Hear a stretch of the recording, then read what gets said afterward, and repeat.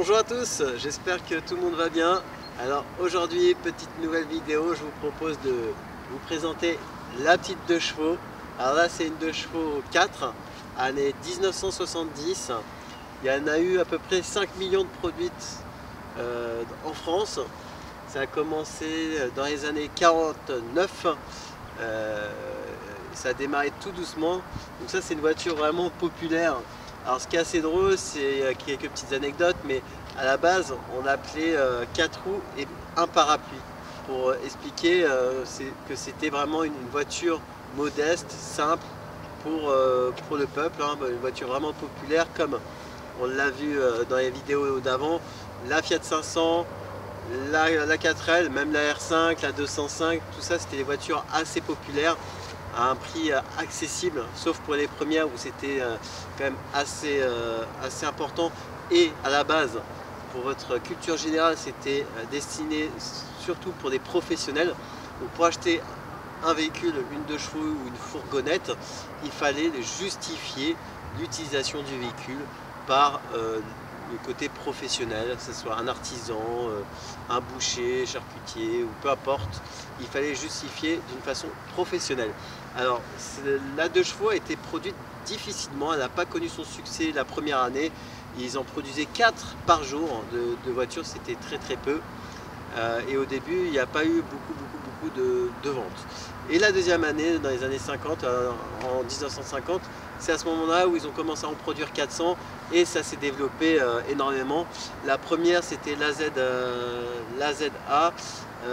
qui a été sortie et ensuite ils ont sorti plusieurs gammes, donc de 49 à 90, hein, l'arrêt de la production c'était dans les années 90, la dernière est sortie en 90.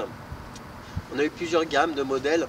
À la base, la première, elle faisait 375 cm3 si je ne me trompe pas. Celle-ci, c'est une 2 chevaux 4. Elle est un peu moins puissante que la 2 chevaux 6. Elle fait 406 cm3, alors que la 2 chevaux 6, elle fait 609 de mémoire.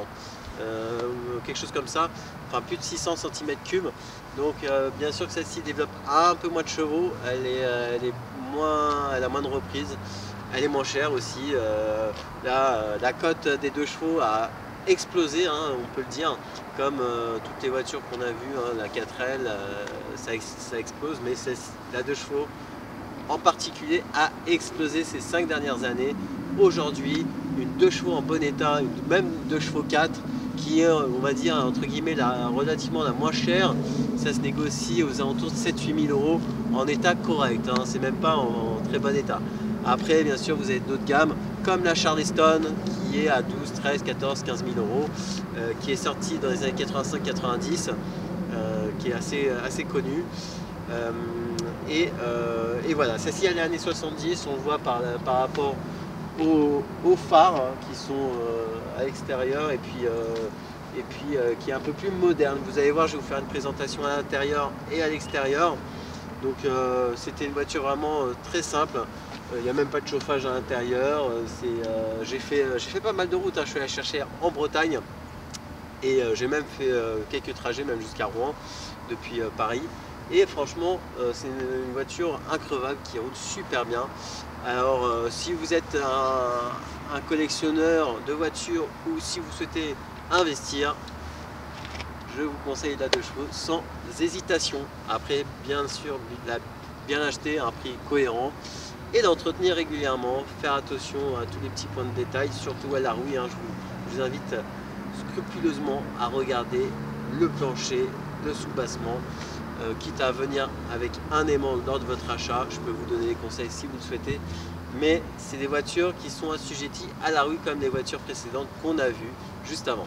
Donc comme je vous l'ai dit, il y a eu vraiment plusieurs modèles qui sont sortis, donc AZA, AZM, il y a la 2 chevaux 4, la 2 chevaux 6, plusieurs modèles qui sont assez intéressants. Il y a vraiment plein de modèles avec plusieurs coloris à la base. Celle-ci a été changée, hein. À la base, moi j'ai acheté avec les ailes noires et aujourd'hui on a mis en bleu. Bon, c'est plutôt côté mariage, événements et autres, mais on a beaucoup de 2 chevaux. À la base, elles étaient plutôt grises, ce qui leur va ça leur va très bien. On a tout type de coloris, donc je peux même pas rentrer dans le détail. Après, en code couleur d'origine, je peux aussi vous faire un petit récap, mais c'est du standard. Mais il y a eu beaucoup de changements sur les couleurs. C'est des voitures où on peut s'amuser justement à changer les couleurs assez facilement. Donc voilà, je vais vous faire un petit tour, un trêve de bavardage, et c'est parti.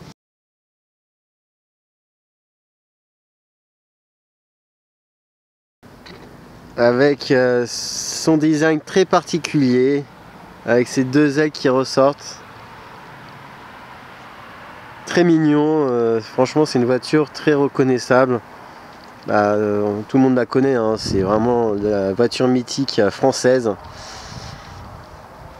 Le réservoir, le bouchon de réservoir pour mettre l'essence. Capote noire, donc tout ça, ça se retire, la capote. Vous voyez, ça se retient là et ça s'enroule jusqu'au bout. Bon, aujourd'hui il fait -2, peut-être que je vous montrerai comment ça se passe. Il fait très froid, très beau, donc juste pour ça que je l'ai sorti également. Tout a été refait, même l'intérieur. Hop là, les jantes. On voit même le pot d'échappement qui ressort à l'arrière, contrairement à la 4L qui est sur le côté.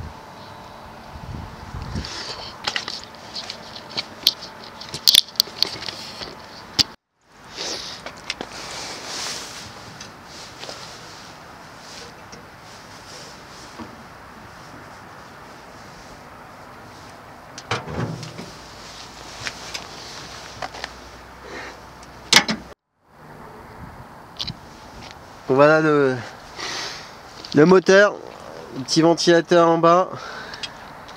Bon, vous voyez, il y a de la place pour travailler, on voit la batterie. Il y a vraiment beaucoup de place pour bosser dessus. Donc il n'y a pas trop de... Il y a de la place, hein, c'est vraiment pratique. Petit moteur très simple d'utilisation. On va faire un petit tour intérieur. Allez, let's go. Voilà à quoi ressemble l'intérieur. Donc ça affichait 97 000 km. Bon, je pense qu'elle a dû faire un tour, hein. Elle doit être à 197 000 km. Je l'ai acheté il y a 2 ans de mémoire, c'est ça. On a fait quelques petites choses dessus, surtout au niveau du moteur. Donc c'est une boîte à 4 vitesses, hein. On peut le voir juste là. Donc la première, elle est en bas à gauche, c'est assez marrant. Ensuite la deuxième en haut à droite, la troisième et la quatrième. Et la marche arrière, hein, tout en haut à gauche. Ici c'est la batterie. Ici le réservoir d'essence et le compteur. Donc je vous assure que si vous arrivez déjà à 110, c'est que vous êtes dans une descente et qu'elle elle est motivée, hein, et que vous êtes seul dedans, parce que j'ai rarement je peux rouler à 90 et encore il faut pas qu'il y ait de montée. En montée vous êtes plutôt à 60-70 quand vous êtes seul. 90 c'est vraiment quand c'est plutôt plat. Après on peut monter pour une 4 hein, à 100 voire des fois 110, mais 110 c'est vraiment à vitesse max, plutôt 90-100 en moyenne. La 2 chevaux 6 elle est un peu plus puissante donc c'est pas pareil. Hop, donc voilà le tableau de bord, hein, c'est assez spartiate. Je vous l'ai dit, là vous avez une petite manivelle. Si on la tourne, il fait froid en plus, et ben ça soulève le petit truc ici. Vous voyez, bon, j'ai vite faire fermer parce qu'il fait froid. Ça permet de faire de l'aération.